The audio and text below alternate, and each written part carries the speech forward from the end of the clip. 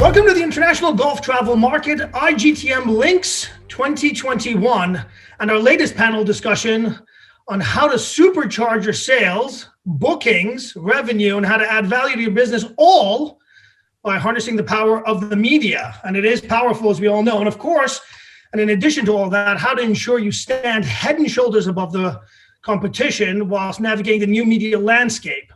So that's our panel today. I'm Farhad Haydari. I'm the founder of the House of Haydari, a consultancy at the intersection of luxury, travel, lifestyle, and of course, golf. I'm also the editor of NetJust Magazine, the former American Express media executive. So without further ado, our panel for today. From San Diego, California, we welcome Rob Silk. Robert is the senior editor at Travel Weekly, and he's usually in Denver, Colorado, which has had its fourth largest snowstorm to date, but he's in sunnier climes. Hi, Robert. Hi there, Farhad. Nice to see you. John Short joins us from Dublin. John is the editor and director of Irish Golfer magazine. Good to see you, John, and happy St. Patrick's Day. Thank you very much, Farhad. Great to be here. With pleasure. With pinball across the Irish Sea and to here in the UK. To say hi to Harriet Shepherd, who comes to us from the English county of Nottinghamshire. Harriet is the editor of Women in Golf magazine, rather. Hi, Harriet. Hi. Finally, we head to Germany and welcome Hubi Rade, a blogger, content creator, editor, and the brainchild of his own eponymous blog, Read My Golf. Hubi comes to us from his hometown in Munich. Hi, Hubi. Hi, thanks for having me. I should say hello. Hello. We'll keep the Weizen beers and the Guinness on tap for later on. Gentlemen, ladies, it's been a change of paradigm. The COVID crisis has brought us, really. And it's also brought a change, obviously, in the media landscape. So my question to you, and I'll start with you, Robert, having been in the industry for so many years, and of course, having such an august title in Travel Weekly, from where you sit, how do you see the media landscape panning out, and how are you finding it? It's been a challenge. You just can't, not being able to be on site for whatever you're reporting. So if you're writing about golf, hard to write not that easy to write about golf when you're not going anywhere to play golf. So I mean, I think it's been a challenge. But on the other hand, it's presented us with some new opportunities. Sometimes when you're not on the move as much, some time to build connections, to make new network connections.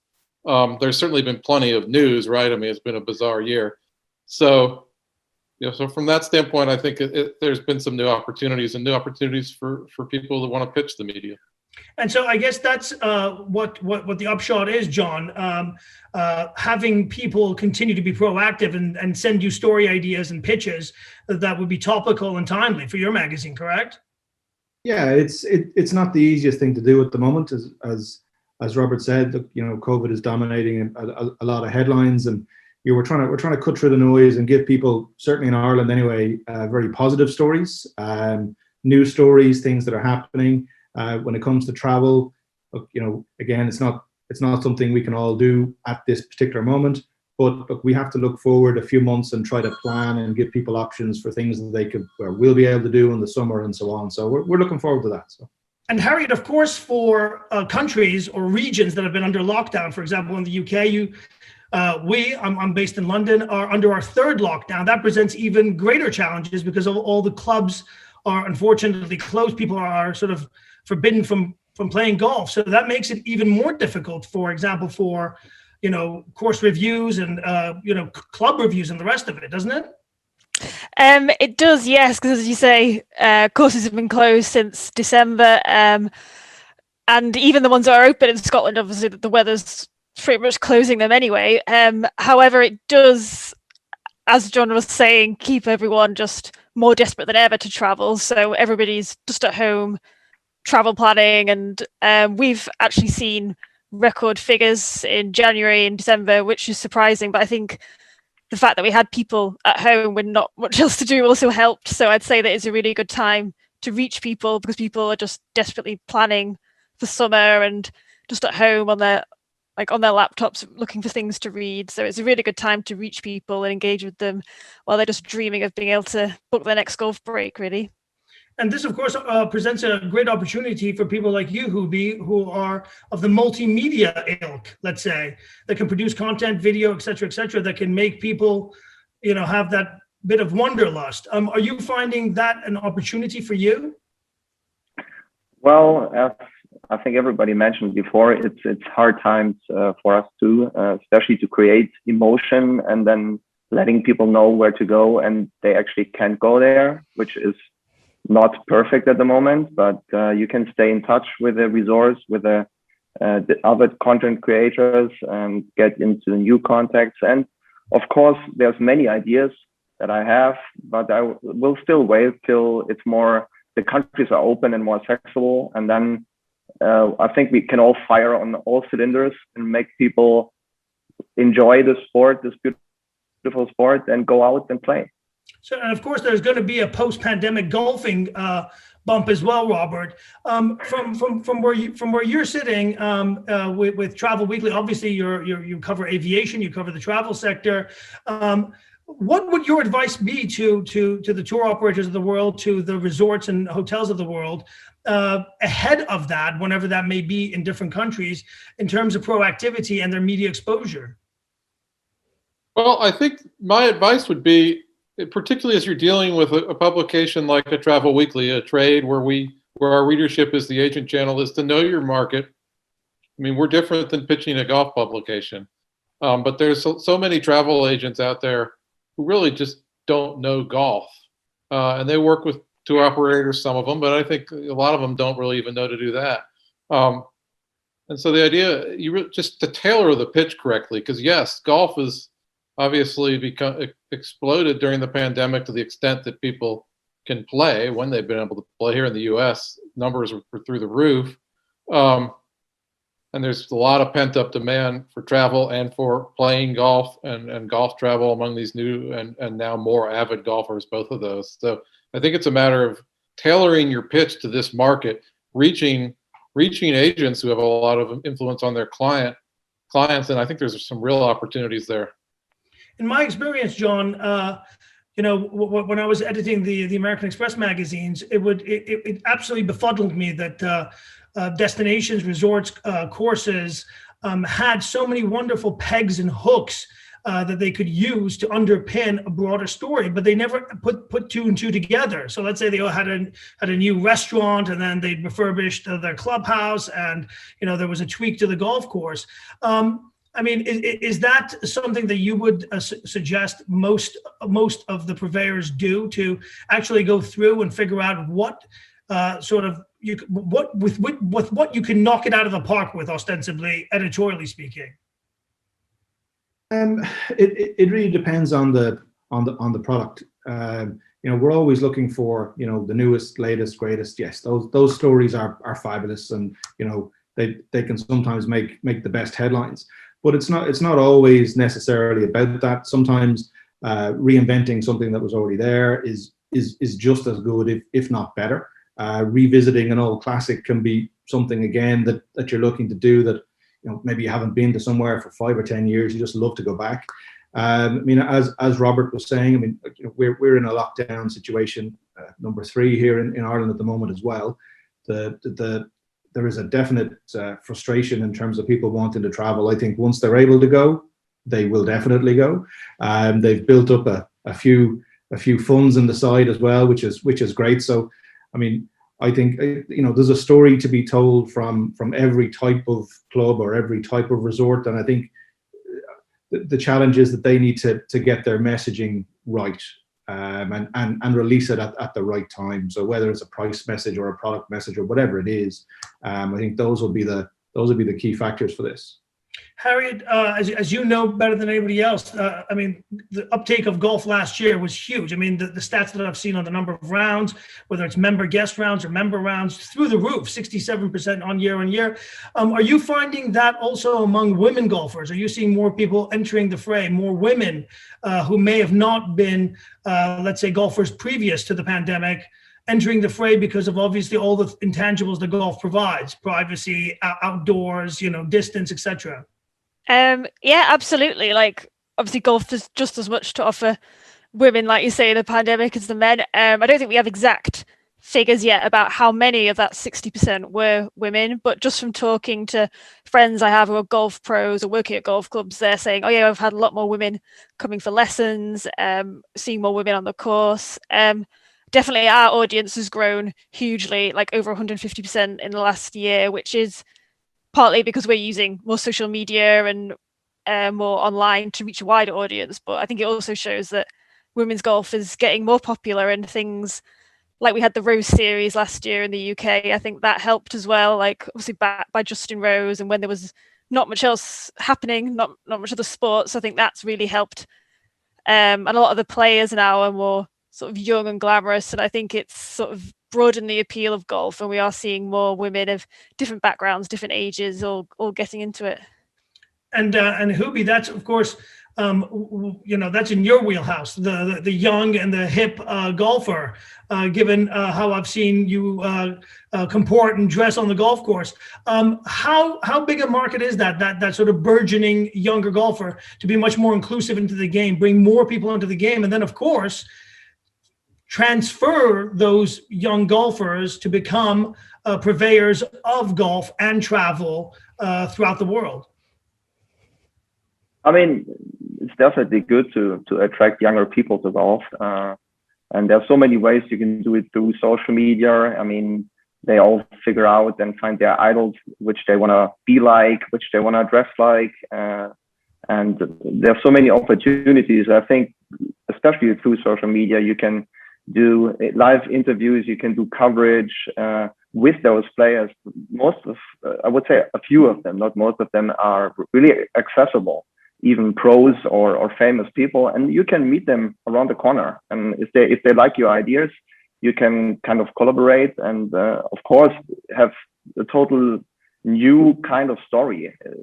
I mean, very different to writing an essay about a golf resort. It's a new story about fashion, playing. What's the passion? I just can talk about Macklemore.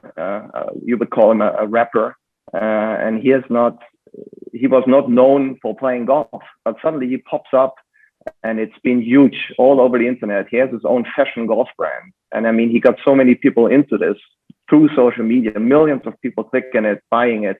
And this is a new way of creating content. But I think you get a lot of young people, I would say, attracted to that. And of course, at the end of the day, that's what you want. You want to get people like the aforementioned rapper / golfer to come to your destination, because that then raises your Q rating ostensibly. Robert, you're obviously from a B2B publication to a certain extent. When you talk to those agents, what are the biggest challenges that you're finding in terms of bridging the golf travel divide, which you spoke about earlier? Is it making the game, as Hubie said, slightly more demystified, taking the fourth estate walls down? Or, I mean, how do you find it? Well, I mean, I tend to seek out agents who are involved with golf, which helps. I think the bigger problem is all the agents who aren't and who don't understand here in the U.S. how many places their clients can play golf around the world when they travel. That it's not just the UK and Ireland, and that it can be part of a trip to Spain or Morocco or Portugal or anywhere really. And so I think that's the challenge is just to get golf on their radar. And once it's on their radar, then in many cases to understand where they need to go to proper the nuances of booking a golf trip or adding some golf in, and the best way to deal with that, whether it's through a tour operator or creating those relationships with the golf properties. John, you said earlier, obviously it's not always the latest and the greatest, but returning to a classic and the like. From where you sit, what can golf resorts and hotels and the tour operators do to get more exposure? I mean, in tangible, real terms, obviously the number of titles out there is shrinking, physical titles. Everything is moving online, and you have people like Hubie who are throwing down the gauntlet and becoming having multimedia sort of creators, which is a much more dynamic avenue, if you will. But as a believer that print is still king, we want to continue to champion titles that actually do have resonance, and of course yours does. So as an owner, what advice would you give to other owners? Well, look, the first thing to realize about this is that, look, we all have to diversify, and yes, print is our baby. I've always been involved there, and I love it dearly. But we all have to evolve, and we've evolved into the digital space with websites and social and video and so on. Now, we're not quite at Hubie's level, to be fair, but look, we are getting there. We are getting there. And the one thing I would say to course owners and resort owners and everybody else, when you're dealing with anybody in the media, the best thing that you can do is engage with us. Literally, it's quite simply that. In whatever that means to you, look, you pick your markets. You whether that be countries or demographics or whatever it is, you do a bit of research into those markets, and you pick specific titles that suit what you want to achieve, whether that be a golf brand or a golf trip that you're trying to promote. Look, obviously targeting golfers is an easy fit for something like that, but the same thing rings true for if you're looking to sell a honeymoon or whatever it might be. But engaging with the media is the first step. You'd be amazed how many people see that as a stumbling block and are afraid to send an email or pick up the phone. I mean, we're just people at the end of the day. We might have more of a say in some things than other things, but look, talk to us, and if we can help, we definitely will. Because it's gotten much more democratic, and the ivory towers of yesteryear are no longer the way they used to be. Harriet, you obviously have had a long stint on the digital space and social media. Do you find that from time to time that when you're engaging with a resort or a hotel property, that they say to you, "Can you give us a little, an outline? Can you show us what to do? Can you give us a tutorial?" And if you do, what do you tell them? How can they, get their ratings higher? We'll go to them with various proposals about how we can help them. As John's saying, they need to let us know what's happening. Like, some people sort of confused about why we're not writing about them, but it's like, if you provide it, like, give it to me, it makes my job so much easier. I think some people as well don't realize the importance of having really great images, because some people can have the best resort, but they just don't seem to have high res, beautiful images that they should have ready to send the media, which sounds simple, but a lot of people don't. And specifically from my point of view, I'll always say to people to think, what would women want, or what's your different angle? Like, I could probably write something different to some of the other men's magazines, and just come up with a different angle that we can help sell for them. Now, Hubie, you and I met on a fam trip early last year, and of course, fam trips are a huge and integral part of how resorts, hotel destinations get people on the ground to actually experience, whether it's the golf course or whether it's a spa, the F&B, et cetera, et cetera. But as you know, those fam trips it's a huge, it's a costly affair. Do you, in your estimation, do you think they get a return on that through your channels and other media outlets? The trip where we met was actually the last one I did. I don't know what would happen to you, but hopefully you did some more. But with the whole COVID thing going on, I would say, if you ask me, that a fam trip is the heart and soul of the resort. I mean, you have so many different opportunities to show people, actually to talk to people that are there, physically there, and they can experience all the things, and then they have a different approach to write about it, I would say. I would say, of course, it's a amount of money you have to spend, but it's worth it. It's a different thing in having a press release and having to write about it. I mean, I'm a writer for a golf magazine as well, so it's always difficult if you should write an article about this golf resort and you have never been there. You have a press release with some good high resolution photos, or as Harriet mentioned, some pocket handy pictures if you're unlucky, and what do you want to do? You cannot put any emotion in there. You haven't been there. You don't know how it is. It's difficult. If you've been there, if you experience it, it's a different level. You can, especially with, I would say, as a writer, you can always look for a special story. And as a social media guy, with especially, let's say you have a drone with you, you can have drone footage you shoot in the morning, or you have a high resolution camera, or you do the interviews and you do them live. I mean, they will appear live on social media, which is a complete different thing. But I want to mention one thing. As I'm from a writer background, there's nothing better than a good written story in a paper. So I'm not saying that social media is all you can do. A good written story, you can only do it in a paper, or in I would say in a newspaper, or in a journal, about a couple of pages, because the stuff you consume on the internet is like 30 seconds, 1 minute, because people don't have this attention. They want to consume, and it's got to be quick. And of course, as you and Harriet said, sometimes if you have a much more adept multimedia person coming, like yourselves, to the resort, sometimes they can actually buy those images from you, which, it probably would be a hell of a lot better than what they're doing. Back in the day, we always used to say the rule of threes makes a trend.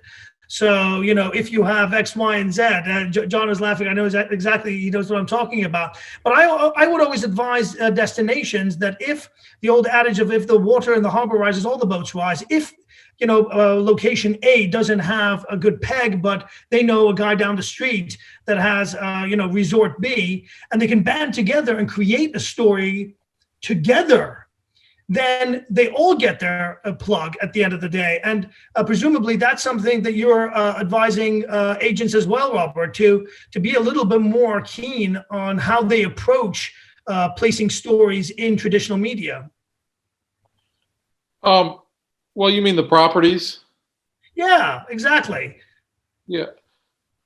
I think properties need to tailor their pitches for the source that they're dealing with, and more than that, they need to come to us with a good story. Not just, they need to know what's the type of stories publication A runs, publication B runs, and approach with a story that's useful for that story, or that could be.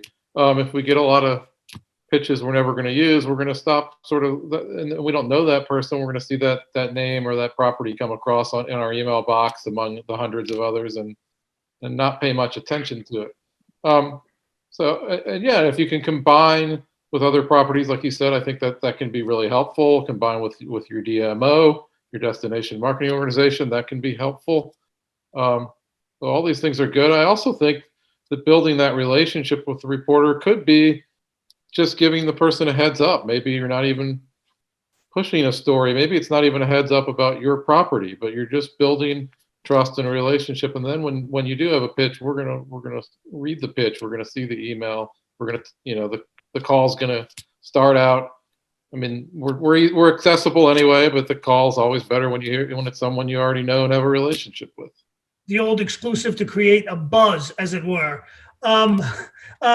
John, obviously, and you guys are obviously, I mean, all of you are hungry for story ideas that actually really would be of interest to your readers, who at the end of the day are the people who are going to either be purveying these resorts, booking the trips, going to the tour operators. So that is really the end user, and you guys have those people at the forefront. So the stories have to make sense. I mean, you can't just be doing something because of a quid pro quo somewhere down the line. Yeah, absolutely. But I mean, as Robert was saying, and as Hubie said already, I mean, look, trying to tailor the messaging to the market is important, and having, I think, look, for me anyway, resorts and golf clubs need to have a bit of a longer term strategy for this. One-time emails are fine, and they can be effective, absolutely. One-time fan trips and press trips, again, they're great too. But something more sustained, and maybe having some of these resorts have pure agencies and media agencies that help them out and so on, and they help them to piece a strategy together that isn't just firing off emails 3 or 4 times a year. It's more of a sustained effort where they can help you to build stories around a resort or around a golf club or around something in particular. And I think those kind of things are very positive. I think more resorts and clubs should look at that. And again, as Robert was saying, look, if you fire something to us on an email, pick up the phone after you've done it. If it's really important and you tell us about it and explain a bit to us, there's much more of a chance that we're going to be able to do something with it. And of course, then that brings us very neatly onto the pragmatic side of publishing, which of course includes dollars and cents and the old pay for play adage. Harriet, from where you sit, how pragmatic are you when you're working with a resort or a hotel or a tour operator? Are there conversations where they'll request some editorial and you'll say, well, we're happy to look at that if there is maybe bundled in with that some advertising, some creative solutions, some promotions, some advertorials, and how do resorts and hotels that haven't had those discussions with you broach them?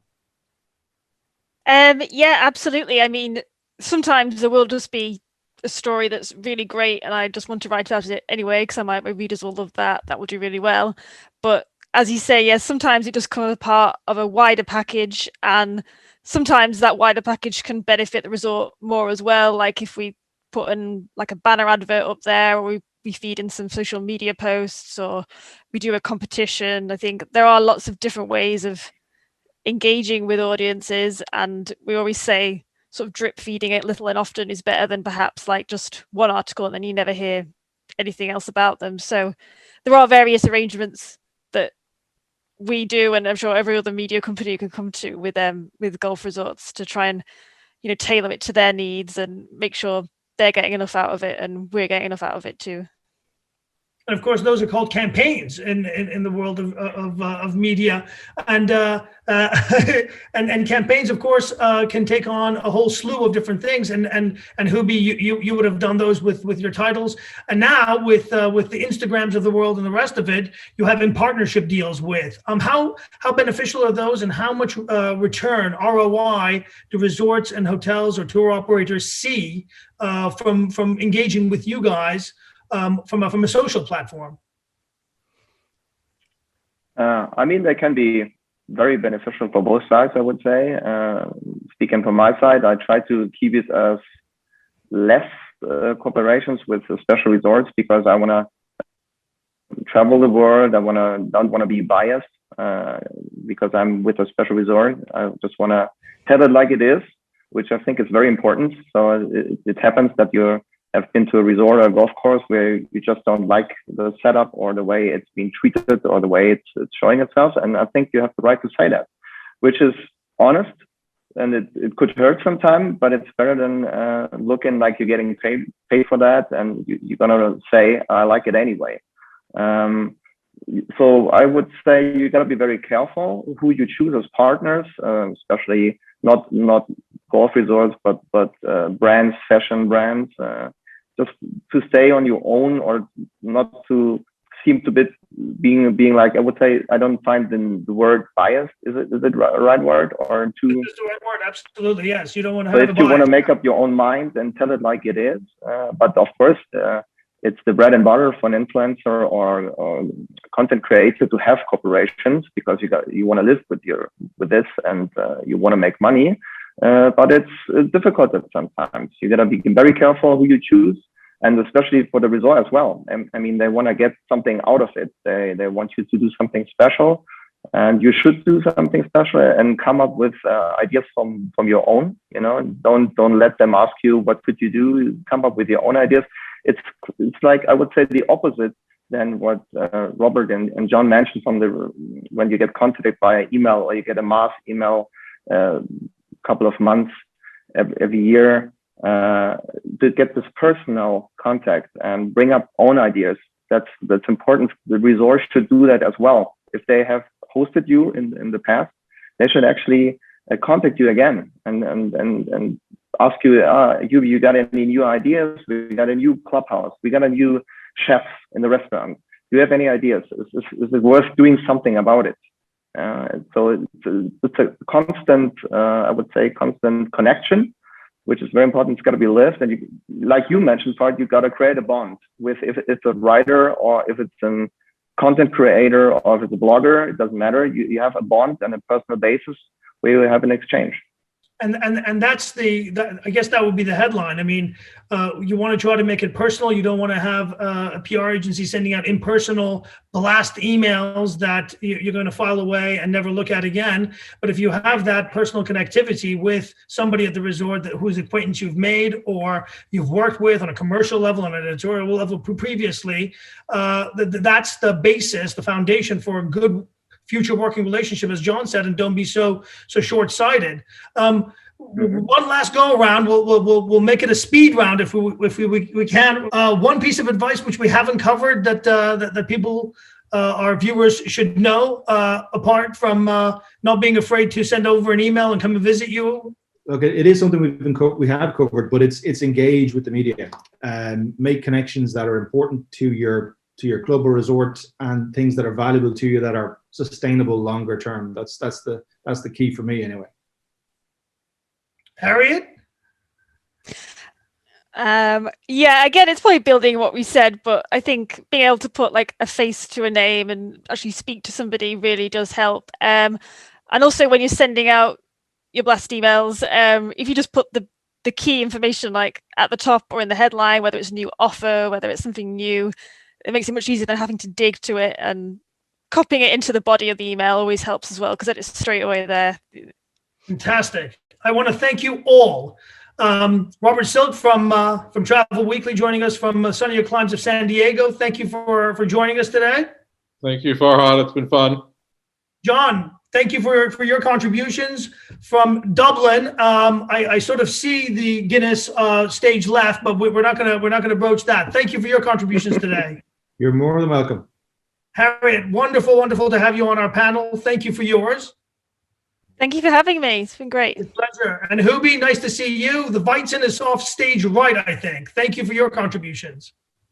Thank you, Farhad. It was a great time to meet you guys. With pleasure. I'm Farhad Haidari from the House of Haidari. Thank you for watching.